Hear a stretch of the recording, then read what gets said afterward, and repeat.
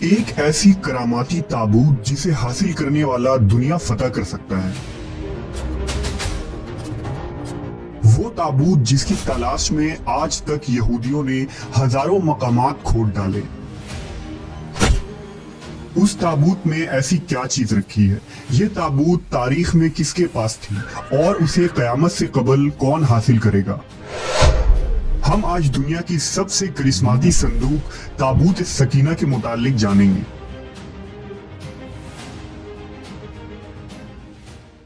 ہر دور میں مسلمان، عیسائی اور یہود ایک دوسرے سے مخالف رہے ہیں، مگر ایک جگہ جس پر تینوں مذاہب متفق ہیں وہ تابوت سکینہ ہے۔ یہ ایک معجزاتی و کراماتی تابوت ہے جو مومنوں کے دل میں سکون و قرار کے غرض سے نازل ہوا تھا اور حضرت آدم علیہ السلام سے خاتم الانبیاء کی میراث رہی، جس کی وجہ سے اس کی عظمت و حرمت بہت زیادہ ہے۔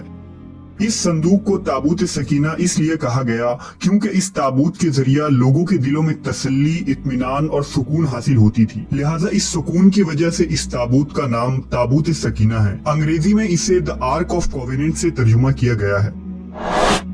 روایتوں کے مطابق یہ صندوق حضرت آدم علیہ السلام پر نازل ہوا تھا، جو شمشاد کی لکڑی سے بنا ایک بھاری صندوق تھا۔ اسے آپ جنت سے اپنے ساتھ اس دنیا میں لے کر آئے تھے اور وفات تک یہ حضرت آدم علیہ السلام کے پاس ہی رہا۔ جب حضرت آدم کی وفات کا وقت آیا تو آپ نے اس صندوق کو اپنے جانشین بیٹے حضرت شیث علیہ السلام کو دے دی۔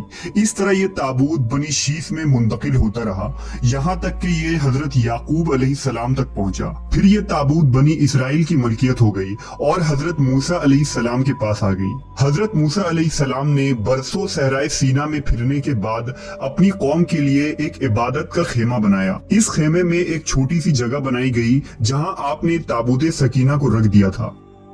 بعد میں اسی جگہ حضرت داؤد علیہ السلام اور حضرت سلیمان علیہ السلام نے ایک عظیم الشان عبادت گاہ کی تعمیر کروائی، جہاں تابوت رکھنے کے لیے ایک عمارت بنوائی گئی جسے ہیکل کا نام دیا گیا۔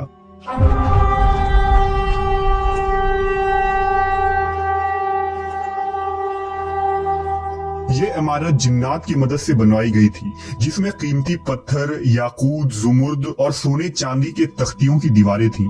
اس ہیکل میں چمک اور روشنی اس قدر تھی کہ رات میں بھی روشنی کی ضرورت نہ پڑتی تھی۔ جس خاص کمرے میں تابوت کو رکھا جاتا تھا اس کا نام القدس تھا۔ سوال یہ اٹھتا ہے کہ اس تابوت میں آخر ایسا کیا تھا کہ بنی اسرائیل اسے مقدس تصور کرتے تھے؟ دراصل اس تابوت میں پیغمبروں کے تبرکات تھے، جن میں لوح قرآنی، توریت کی تختیاں کے ٹکڑے، من و سلوہ، حضرت یوسف علیہ السلام کا کرتا، ہارون علیہ السلام کی قبہ، موسیٰ علیہ السلام کا عصا اور امامہ اور حضرت سلیمان علیہ السلام کی انگوٹھی تھی۔ اس کے علاوہ بھی بہت سارے پیغمبروں کے صورتوں کے حلیے بنے ہوئے تھے۔ یہ صندوق بنی اسرائیل کے لیے نہایت ہی مقدس اور بابرکت تھی۔ بنی اسرائیل جب کفار سے جنگ کرتے تھے اور دشمنوں کے بڑے بڑے لشکر دیکھ کر ڈر جاتے تھے اور ان کے دل کی دھڑکنیں تیز ہو جاتی تو وہ اس صندوق کو اپنے آگے رکھ لیتے۔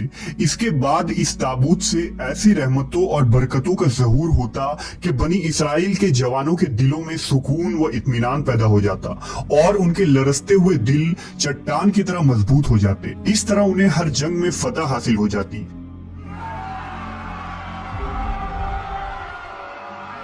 اس کے علاوہ جب کبھی بنی اسرائیل پر کوئی مشکل یا مصیبت آتی تو وہ اس صندوق کو اپنے آگے رکھ کر اسے وسیلہ بناتے اور خدا سے دعائیں کرتے تو ان کی دعائیں قبول ہو جایا کرتی تھی اور ہر آفت ٹل جاتی تھی۔ اور جب تک یہ صندوق اسرائیلیوں کے پاس رہا وہ دوسرے اقوام پر غالب رہے۔ مختصر یہ کہ یہ تابوت بنی اسرائیل کے لیے عروج اور برکتوں کا سبب بنا۔ مگر جب بنی اسرائیل طرح طرح کے گناہوں میں ملوث ہو گئے اور ان لوگوں میں سرکشی اور کفر کا دور دورہ ہو گیا تو ان کی بد اعمالیوں کی نحوست سے ان پر خدا کا یہ غضب نازل ہو گیا کہ قوم عمالقہ کے کفار نے ایک لشکر جرار کے ساتھ ان لوگوں پر حملہ کر دیا۔ ان کافروں نے بنی اسرائیل کا قتل عام کر کے ان کی بستیوں کو تاخت و تاراج کر ڈالا، عمارتوں کو توڑ پھوڑ کر سارے شہر کو تہس نہس کر دیا اور اس مقدس تابوت کو بھی اٹھا کر لے گئے۔ उन्होंने इस मुकद्दस संदूक को निजासतों के कूड़े खाना में फेंक दिया। लेकिन इस बेअदबी का कौम अमालका पर यह वबाल पड़ा कि ये लोग तरह तरह की बीमारियों और बलाओं में मुब्तला कर दिए गए। लिहाजा कौम अमालका के 5 शहर बिल्कुल बर्बाद और वीरान हो गए और उनमें तरह तरह की बीमारियां फैल गई। लिहाजा उन काफिरों को यकीन हो गया कि उस संदूक की बेअदबी का अजाब उन पर पड़ गया है, तो उन काफिरों की आंखें खुल गईं। लिहाजा उन लोगों ने उस मुकद्दस संदूक को एक बैलगाड़ी पर लादकर बैलों को बनी इसराइल की बस्तियों की तरफ हाँक दिया।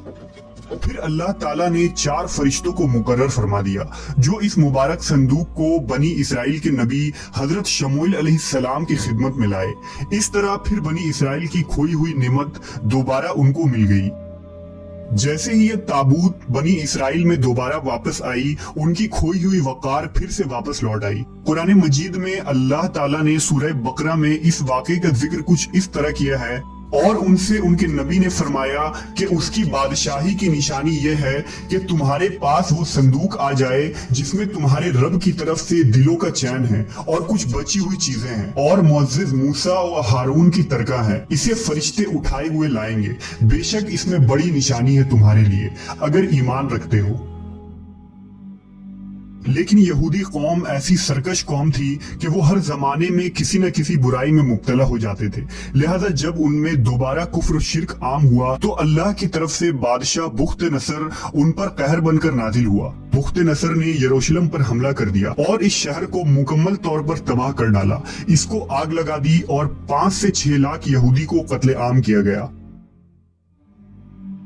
इन तबाहियों के नतीजे में ताबूत सकीना कहीं गायब हो गया और आज तक इसका कोई निशान नहीं मिला।